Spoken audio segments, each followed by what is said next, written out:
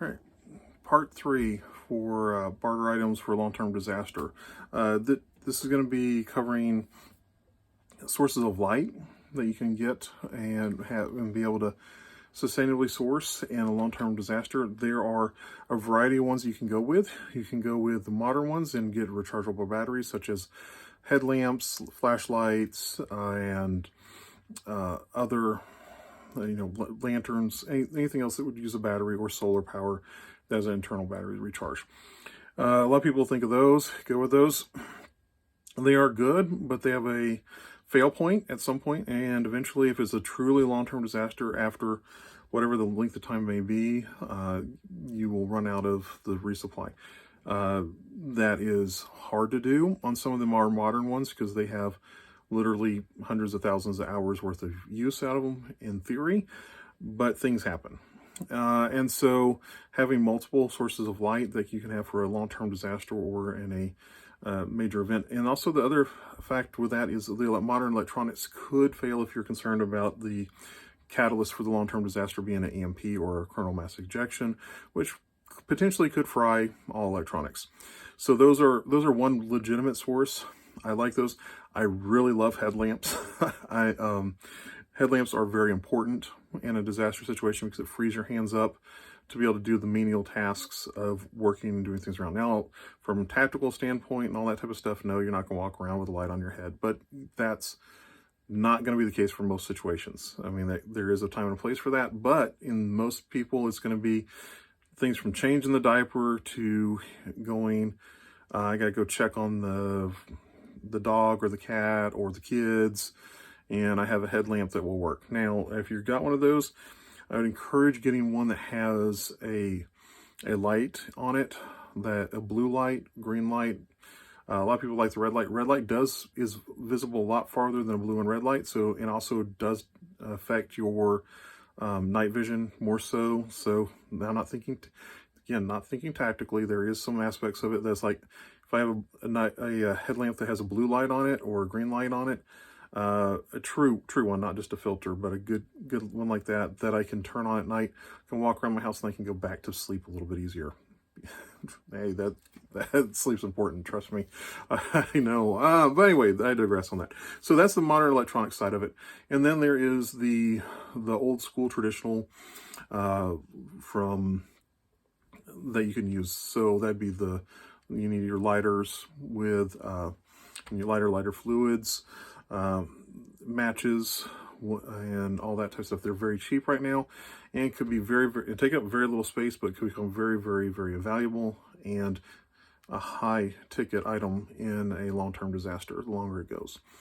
A lot of people overlook things that they could machine or make themselves, such as like a fire piston. It's a really cool thing. If you're not familiar with it, there's tons of videos about it on YouTube out there to take a look for them. But then there's also the resupply making candles. Wax is super cheap right now. You can usually go to most thrift stores and pick up candles of some variety for 25 cents or something like that, or even less if you buy them in bulk. And having wicks that can burn with it, that helps tremendously for having light and a source of light for people. Another thing is to have some sort of lamp. There's references to oil lamps throughout history. Oil lamps have been found throughout the Middle East that predate Jesus, and it's just, they're amazing tools. And a lot of people will think, well, I don't want to burn my olive oil, which is what was generally used in there, but people don't realize that olive oil has different standards and heights than they would use to poorer quality back then, probably for that.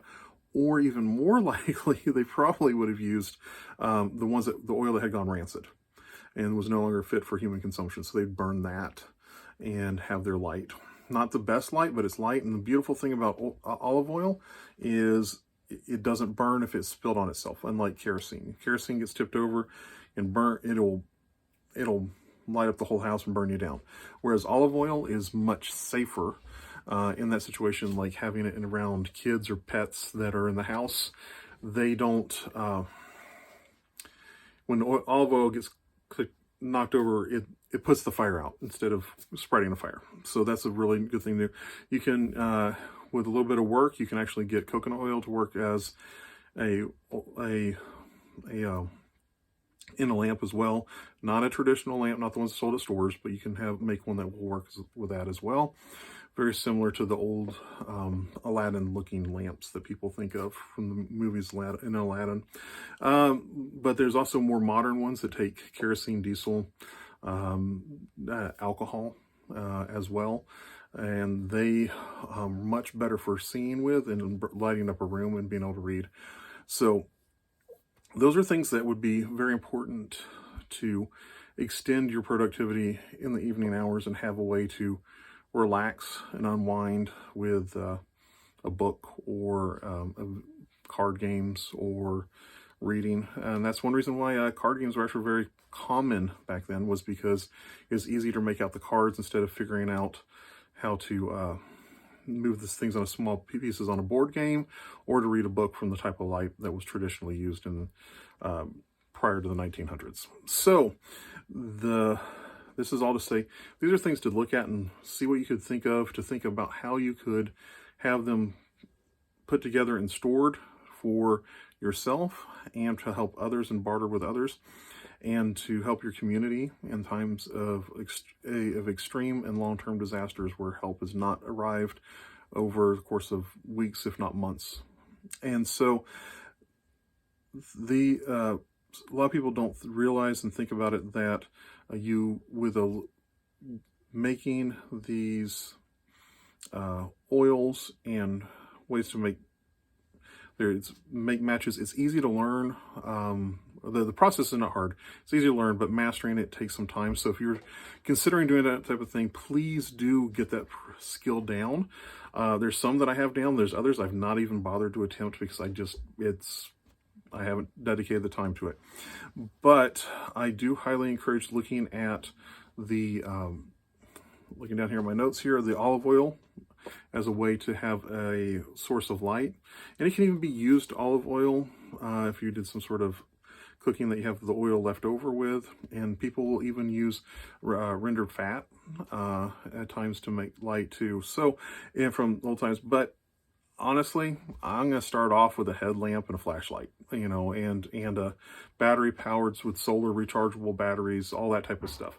So you don't think that you have to go all this hardcore type of stuff. Just having the skill sets and knowledge there and having fun learning it is important, instead of just going out there and going, I gotta buy all this stuff because I'm afraid of the... No, don't do that.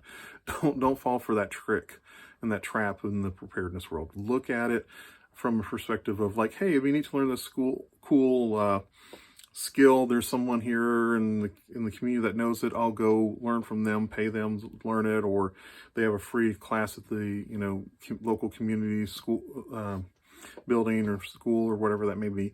Go take those, learn it, have fun with it. Don't make it a stressful thing. But starting off, modern flashlights and headlamps will last you a long time. If you operate with the principle of 2 is 1 and 1 is none, have 2 headlamps per person that you're going to be using it with, and then you have extra put back in case of that, and have a way to... The main thing for that is having a way to recharge the batteries, and a simple, inexpensive solar system can do that. Don't... word of caution on that, so I'll go into some solar stuff later on, but word of caution that don't fall for the things that say it'll charge this much when if the solar panel looks really, really small, it doesn't charge very much. It relies more on the battery that's in it. So if you're going to be needing a lot of batteries charged up over a number of days, it's better to get a bigger system. And by bigger, I don't mean crazy expensive. You can get a system that from a local hardware store or something like that, or online with when the Amazon or some other supplier like that, and get a system that's very inexpensive, under a few hundred, even potentially even $100, but I haven't priced them right lately, but a few $100s will definitely get you started on that and get you equipped to have your batteries for headlamps and flashlights and lanterns going. So anyway, I hope this has been helpful for you, and if you have any questions, please reach out, drop them in the comments below. Please subscribe if this has been a benefit for you, and I look forward to helping you more going forward.